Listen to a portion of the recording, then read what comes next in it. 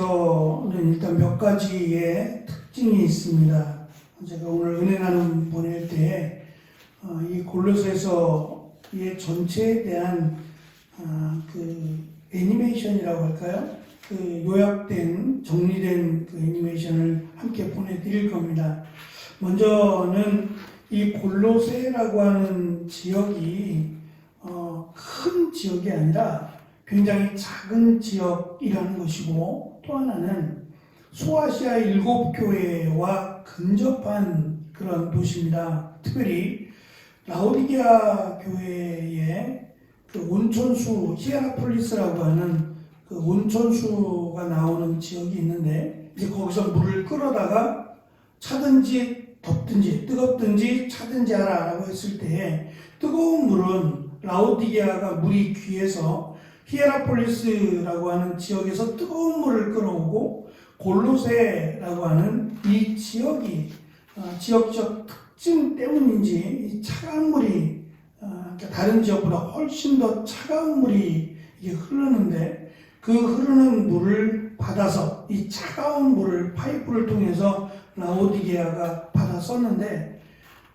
날씨가 조금 이제 햇볕이 있고 낮이 되면 이 파이프 물이 이제 뜨거운 물을 끌어오고 차가운 물을 끌어오는 이 두 개의 물을 끌어오는 이 파이프가 이 열을 받아서 햇볕을 받아서 약간 이제 온도가 높아지니까 골로새에서 끌어온 차가운 물이 집에 도착할 때쯤 되면 삐지근해지는 현상이 일어나게 되고, 또 히에라폴리스에서부터 뭐 펄펄 끓는 물은 아닙니다만 그 끓는 물이 오는 동안 또 그 날씨가 좀 쌀쌀해지면 반대로 미지근하게 되어지는 그런 그 설명이 있던 라오디게아에 아주 근접한 도시가 이 골로새라고 하는 점이고, 또 한 가지는 이 골로새는 바울이 세운 교회가 아닙니다.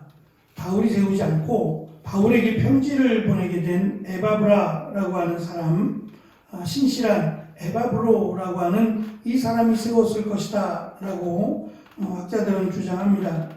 그 에바브라가 바울을 찾아가게 되는데, 이때 바울이 몇 번에 걸쳐서 감옥에 갇힙니다. 장소가 다르죠? 그 다른 것 중에 이때 에바브로가 찾아갔던 바울이 갇혔을 때에 라고 설명되는 이 감옥이 로마였을 것이다 라고 생각합니다.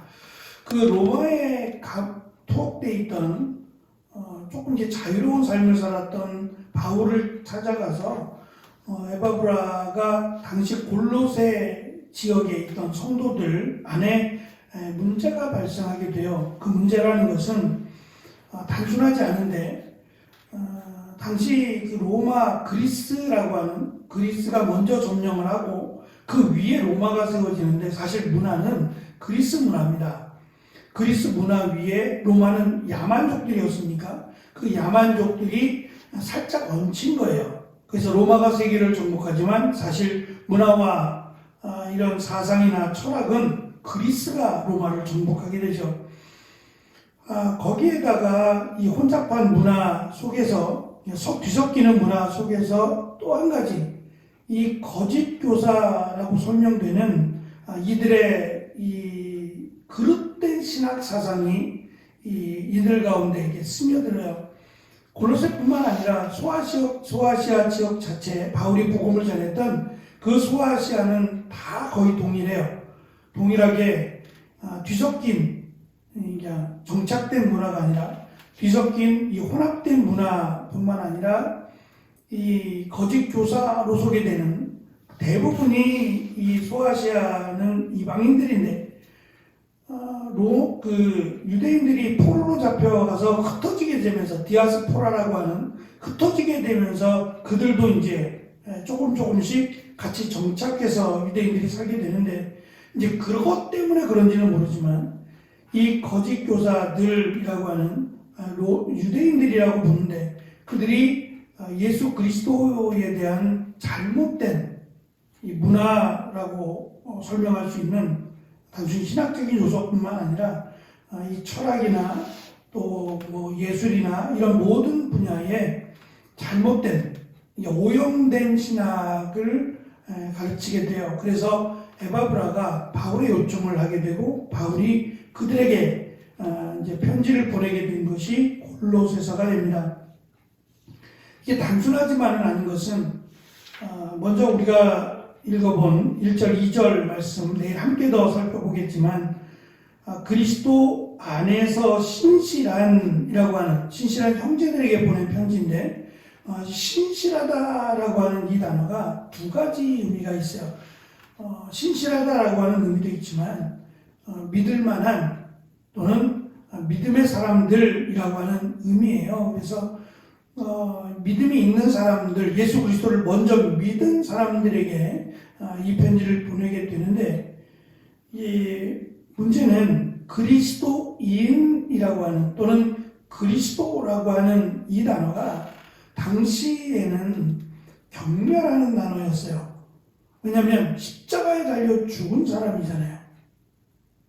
그러니까 당시 십자가형이라고 하는 것은 로마가 정치범들, 시범적으로 보여주었던 정치범들 또는 극악한 죄를 지은 사람에게 뒤집어 씌운 형벌이 십자가형이었어요. 그것은 로마뿐만 아니라 로마가 지배했던 모든 나라에 공통적으로 있었던 일이에요. 그러니까 그만큼 잔인하기도 하고 또 이것을 통해서 공공연히 너희들이 로마에 대적하거나 정치적인 반항을 하면 이렇게 끔찍한 형벌을 당해 죽는다라는 것을 보이기 위해서 이 십자가형을 만들었기 때문에 십자가에 달려 죽은 예수라고 하는 것은 상당히 모욕적이고 경멸하는 그런 표현이었습니다. 그런 상황에서 그리스도인이라고 하는 이것은 자랑할 만한 게 아니었어요. 오히려 사람들, 당시의 사람들이나 예수 그리스도를 알든 모르든 간에 일단 기본적으로 그리스도라는 말만 나오면 혐오스러운 이런 상태였습니다. 그런데 그리스도인으로 살았다는 얘기는 정말 믿음이 있다는 얘기죠. 그 믿음이 있는 자들임에도 불구하고 그 믿음의 견고함이 흔들리게 된 거예요. 그러니까 에바브로가 어떻게 해서 교회를 세웠는지는 정확하게 알 수 없어요. 다만 바울이 이 지역을 지나갔을 가능성이 굉장히 많고 또 한 가지는 바울이 그 에베소 지역에 꽤 오랫동안 에베소 지역에서 복음을 전하면서 그 복음을 전한 것에 대한 영향으로 에바브로가 그 복음을 접하고 나서 교회를 세우게 됐다라고도 합니다. 문제는 에바브로가 과연 예수 그리스도에 대해서 또는 복음에 대해서 얼마나 정확하게 얼마나 많이 알고 있느냐는 거예요. 그냥 단순히 예수님에 대해서 알고 있는 그것으로 시작은 했지만 그것이 견고하지 않으므로 흔들리게 되고 또 거짓 복음이라 그래야 될지 거짓 가르침이 들어오면서 흔들리게 되자 에바브로가 직접 바울을 찾아가서 도움을 요청했고 바울도 그것에 대해서 충분히 듣고 또 그들에게 예수 그리스도에 대해서 바로 알리기 위해서 쓴 편지가 이 골로새서가 되게 됩니다. 말씀드린 그들의 철학이나 지혜나 지식이나 또는 세상의 초등 학문이라고 소개되는 이 지혜가 지식이 여기서 끝나는 게 아니라 뒤를 이어가면 그들의 관심사가 천사 또는 우주적인 권세와도 물려가요. 그러니까 초등학문의 지식이라고 설명을 하지만 여기서 머물지 않고 이것이 그들의 삶에 그들의 문화에 깊숙이 젖어 들어가요. 그 위험성을 바울이 알기에 그들에게 편지를 보내게 된 것이 골로새서가 됩니다. 특별히 이 영지주의라고 하는 이 그릇된 사상이 예수 그리스도의 복음에 자꾸 들어와서 이 우리가 흔히 말하는 공로 사상하고 물려져요.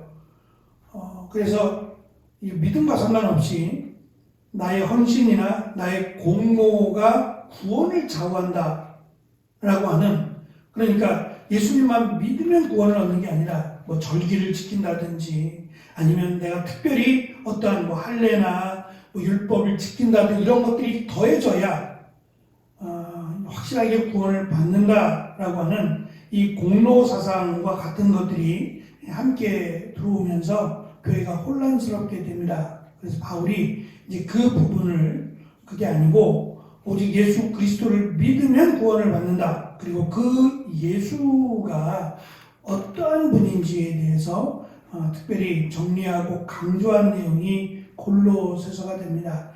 4장밖에 되지 않는 짧은 말씀이지만 이 말씀을 통해서 우리가 다시 한번 예수 그리스도에 대한 귀한 교훈과 또 이 말씀을 잘 세워갈 수 있는 여러 가지 교훈들을 우리가 함께 나누면서 우리의 신앙이 조금 더 성숙해지는 귀한 은혜의 시간들이 되었으면 좋겠습니다. 기도하겠습니다.